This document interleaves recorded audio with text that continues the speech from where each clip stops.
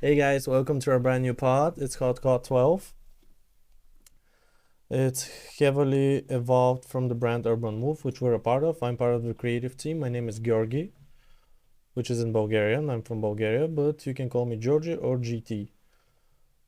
So I'm gonna switch over quickly to the main host.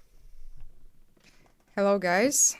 My name is Jacqueline, and I'm the co founder of Urban Move and the co host of Hot12.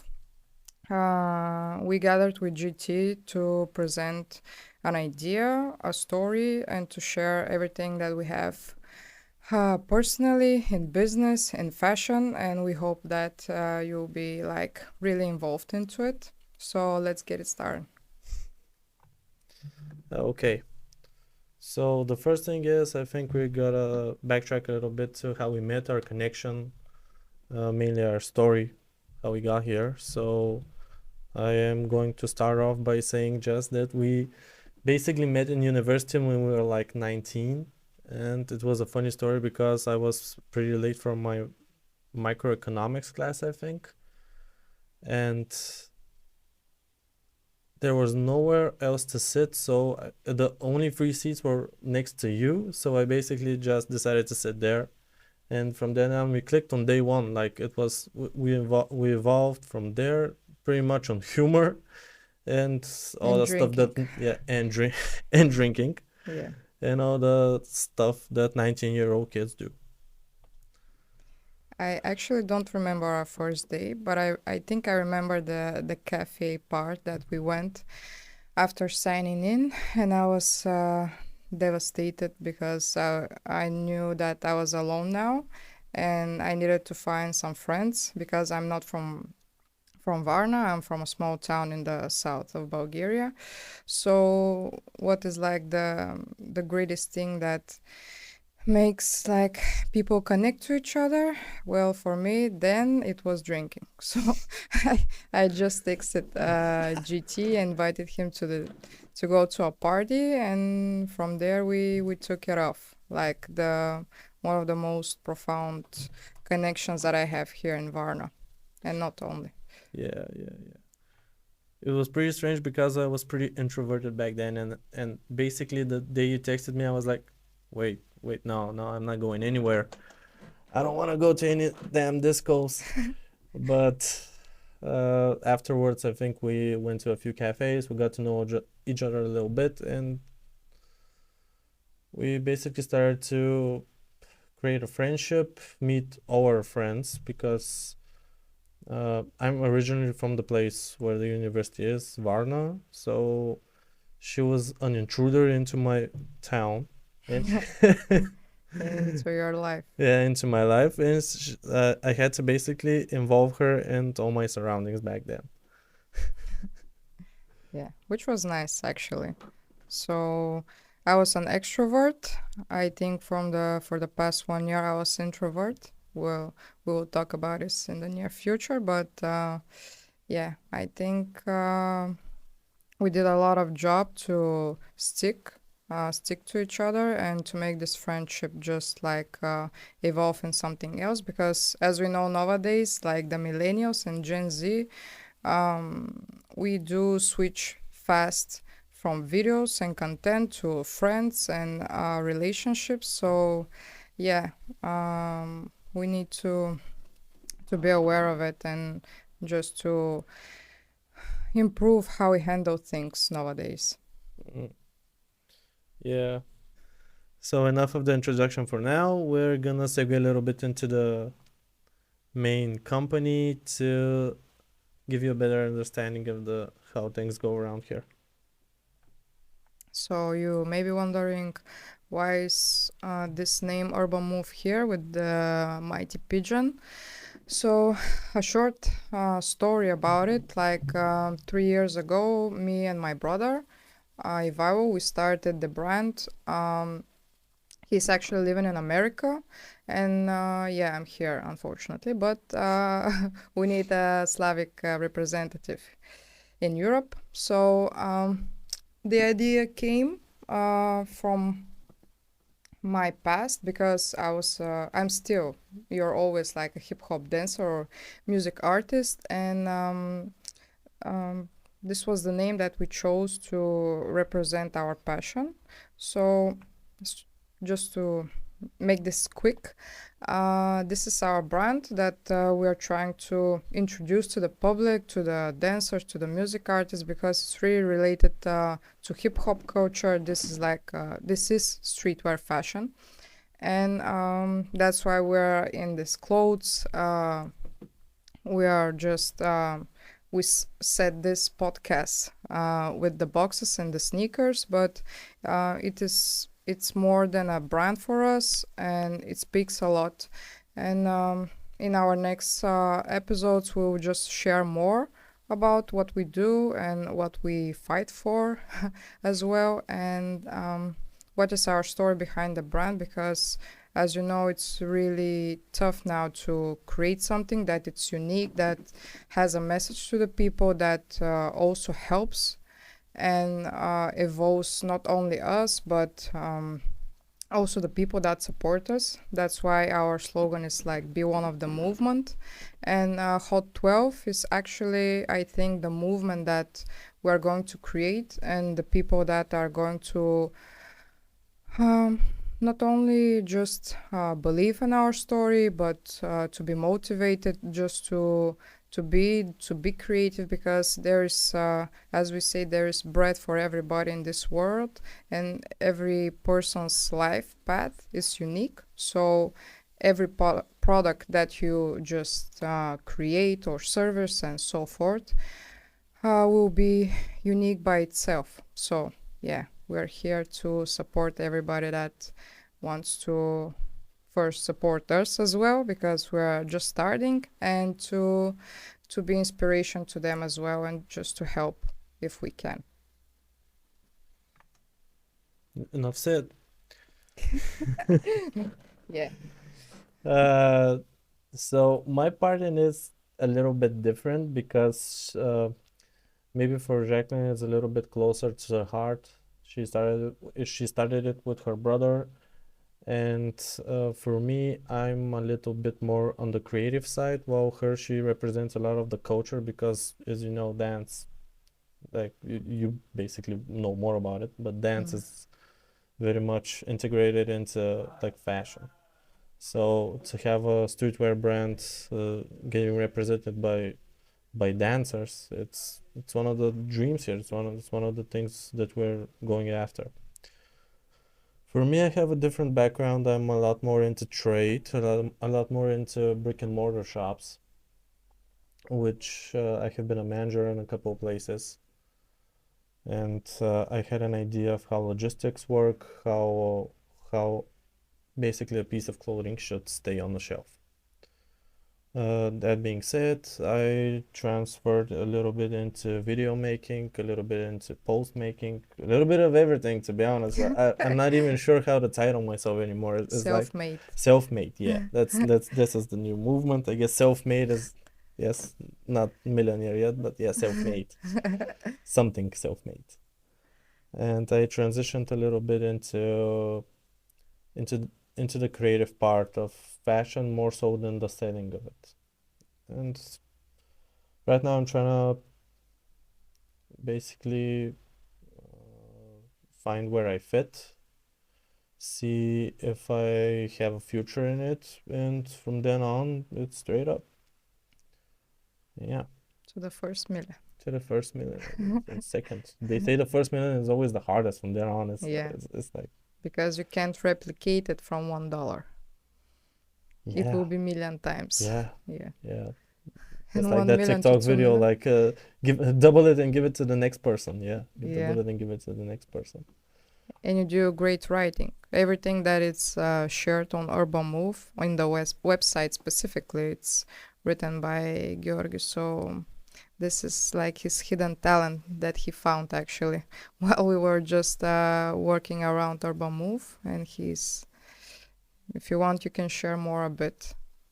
Yeah, funny story. This actually I found it out when we used to live on rent with Jacqueline for a brief moment, and this one day I don't even know how it came about, but I think this one day he asked me if I can try and write something or something like Yeah, that. I don't remember how it came about, but I just because sat down. It took me like 2 or 3 hours for one uh like a piece of content that was maybe 300-400 words long.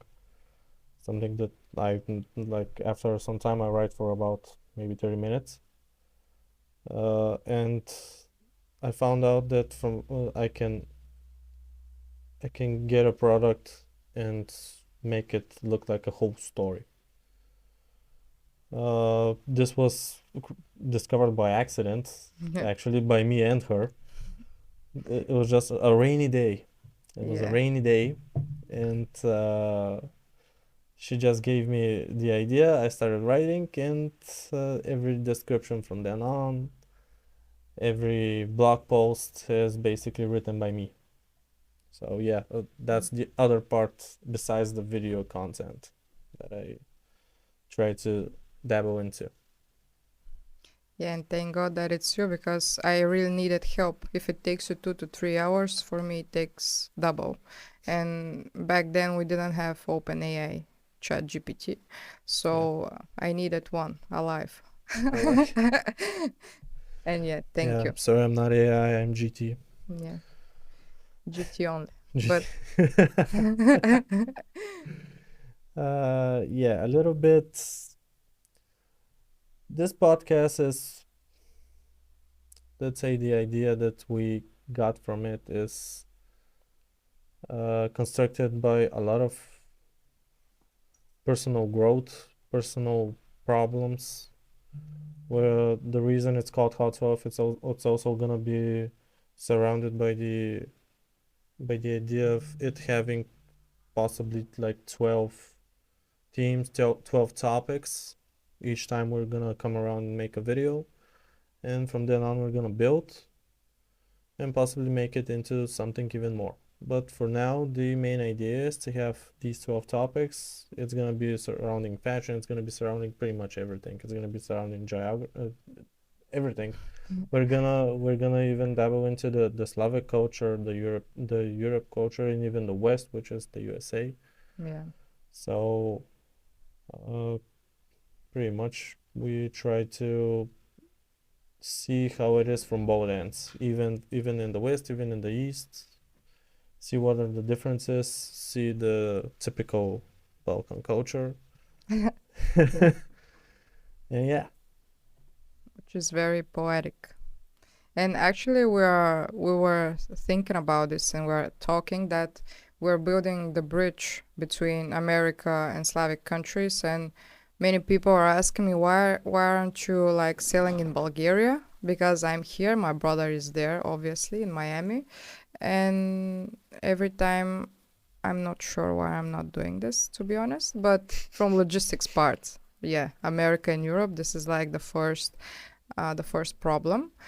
But for me, I think the stories and the lifestyle that we can share from the Slavic countries and from many things that you heard around Andrew Tate, because he's like a real advertiser for Romania, Bulgaria, Lithuania, and so everything forth. Balkan basically. Yeah, so I will thank him for this because this gives us a little bit of boost right now.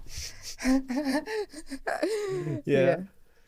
So yeah, to dive in a little bit deeper into the podcast idea, we're gonna talk about maybe some fears, what it cost us to get here.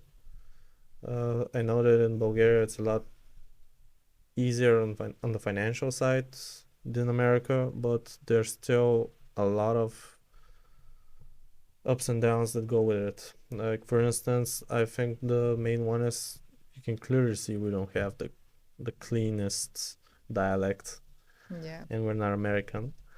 But Yeah. So uh, they stick to the Bulgarian language and not in yeah, English. Yeah. yeah. YouTube monetizing doesn't work as well as it does in America. Yeah. I think they're for 200,000 followers, they're making 100 level, no, 1000 level, which is like $500. It's really, And this is in the US? no, in In Bulgaria. Bulgaria? Yeah. For 2000, how much? I think it's for 200,000 subscribers. 200,000 you Yeah. make But we should, $500. yeah, we should check it. But yeah, that's why not many of the podcasters are doing it, except if they have like money, and this is like Yeah. just a side hustle to talk with some people, or If if they're just making money from advertisements. So if they get famous from yeah. the podcast, they are like going to be featured in some other brands, or that's where the money at. Yeah, actually, I think it's the main, like, advertisements are the main thing. Yeah. Most of them have podcasting is basically just a side hustle, whereas in America you can make it as a main one. Yeah. The other fear is probably just to start, you gotta not be shy in front of a camera. For me, it's a little bit easier because I have been in front of a camera. I have tried to be in a couple of Bulgarian series, even speaking English in them. I was in a couple photo shoots. You can also see me in the Urban Move Yeah. site. And even after this, I'm still, as you can see, I'm still a little bit weary about it. I'm not sure how to go about it. Like, podcasting is hard. People think it's a little bit easier when you're like two friends in a studio, but when you put it into perspective and you think about all the people watching, possibly, Yeah. it's there's not gonna be a doubt that it's kind of scary. I think I don't have this fear, but I think until I see the video. So, So your way of handling it is yeah, just not to handle it in the moment. yeah. I'm You trying just to handle everything with great ease right okay, now. okay. But if we shot like 1 month ago, I'm not sure.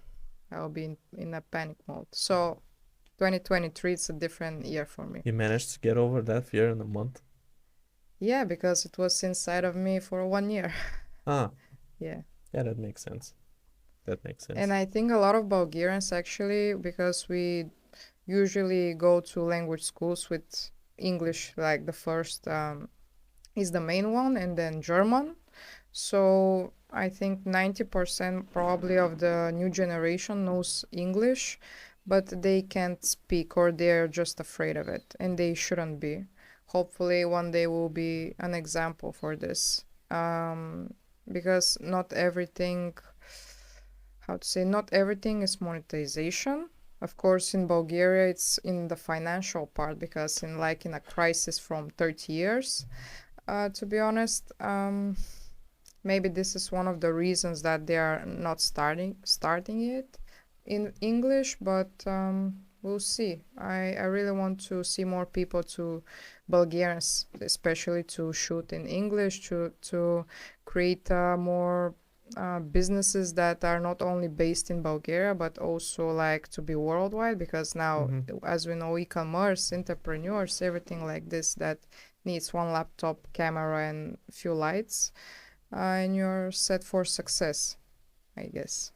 Yeah, I think that also in Bulgaria there's still the idea that YouTube is so far off as a job, or basically anything that requires monetization from social media, that a lot of them are scared and they try to go into just regular jobs, uh no shade there. There's supposed to be production, there's supposed to be people involved in trade, logistics, like anything, like We're there's actually currently working for somebody. the yeah, like we Yeah. do have jobs You as need well. money to invest in yourself, in the business, and everything, actually.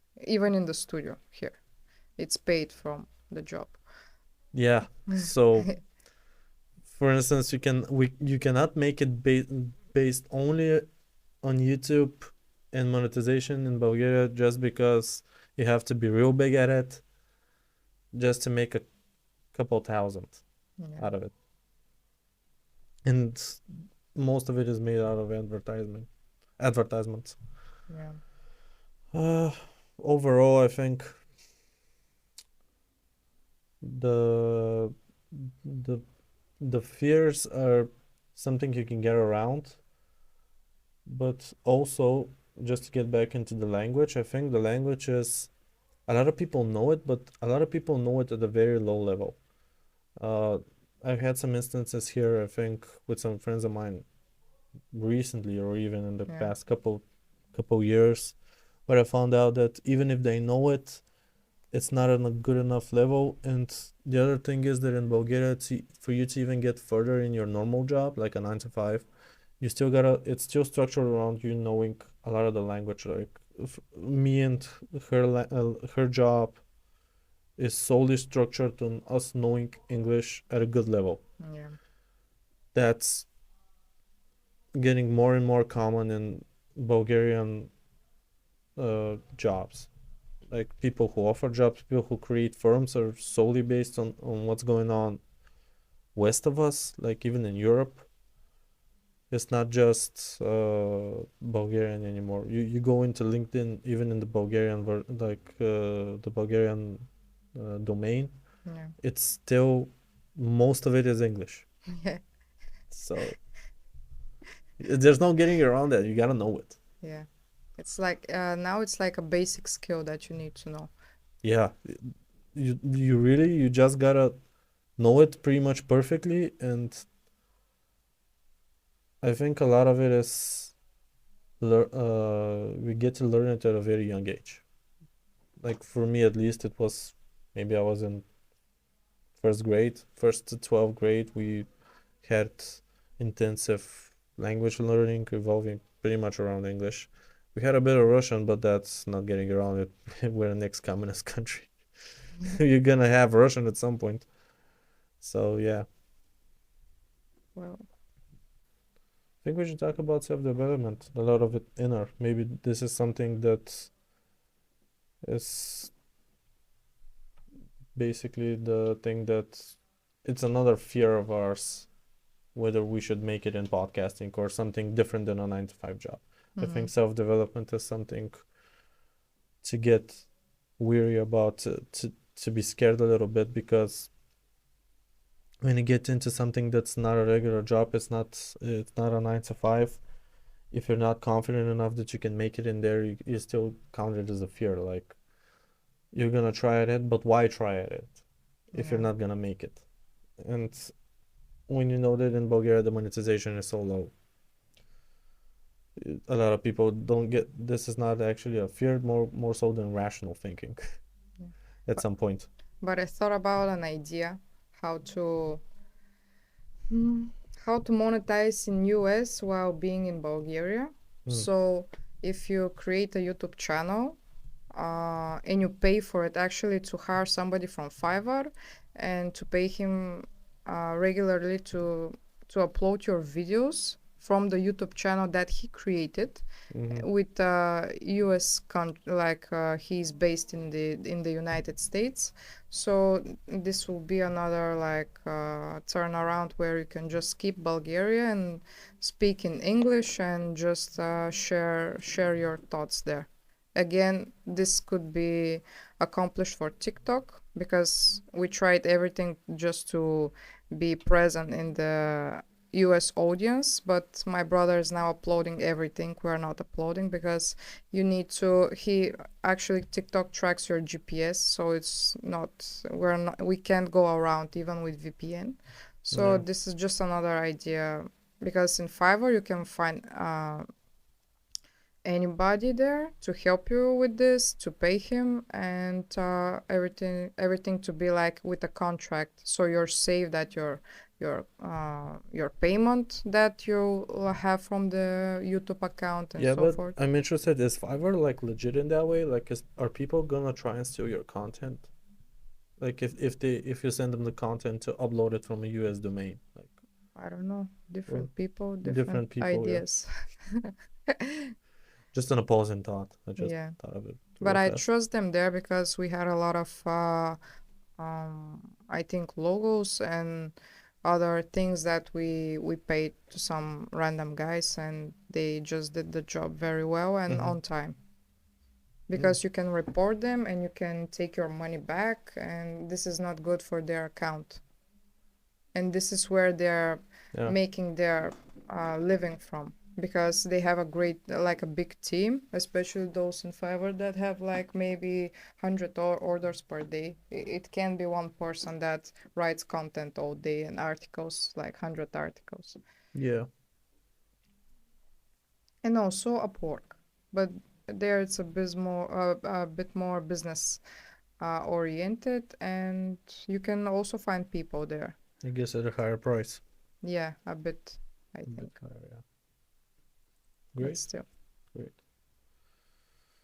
And I just want to share that in Bulgaria, one of the benefits is that you can just hire a studio like this one for $20 per hour, which is insane. I went to another studio that it was $80 per hour, which is, yeah, the studio is bigger, there are like better cameras and so forth, but for a start, you need something really basic. Here, you can't see, but we have three cameras, two lamps. This lamps Yeah. behind us is from one of my friends. Thank you. Always, Shout out. always friends that support us. It's important, and I think these are like boxes from X that are just how to say, they're stopping the sound to bounce everywhere. And yeah, Yeah, it's a little like a bit homemade because this the studio, I think this is just a part of of the main studio, which is just a side hustle for even the owner of yeah, the whole it's it's actually a co-working yeah, space, and we're in the on the mm, back of the place. Yeah, yeah, basically, yeah, the yeah, attic of the co-working yeah. space building. Only grinders here. Yeah, but to put that into perspective, it sounds quite cheap, but when to put it into perspective, the average wage in Varna, which is around $800 to $900, Yeah, uh, it's around $800 to $900, and it gets quite expensive after it. When you put in this, when you put in the whole arrangement, when you put in like if you don't have friends in Bulgaria, I think it's gonna get quite more expensive. But a lot of it is arranged with people that have the means to do so. The actual fee for the rent of the studio it's easy, but the product, the alignment, the lights, everything that's not ours, it's quite hard. yeah. It's quite hard to do. For somebody to invest and make a podcast, even in one room, I think it's a lot. Hmm. Maybe 5 to 10,000 level, which is okay. Let's say $5,000. Yeah, Yeah, yeah. It's quite a lot. yeah. That's like For us, four average salaries, four yeah, to five average salaries, which a lot of people can't pay at the moment because you see the financial crisis, double that. Like yeah, it's a lot. In some countries, it's a lot worse.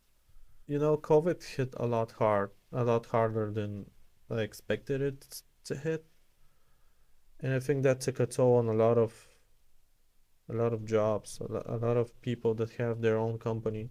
yeah. A lot of businesses were A, closed, a lot, bankruptcy credits, and it was like Ukraine war, but without the bombing here. yeah, Yeah, yeah. This is another point that people from Ukraine just flood into here. A lot of funds go towards them. A lot of jobs go towards them. It makes it even harder for Bulgarians to go forward. And the average wage being so, and uh, the interest going up and up, it just gets a lot harder. So you just gotta make a way for you to get an extra hustle, a side hustle. I yeah, think this is for now. I think this is the best way because you cannot manage on a simple salary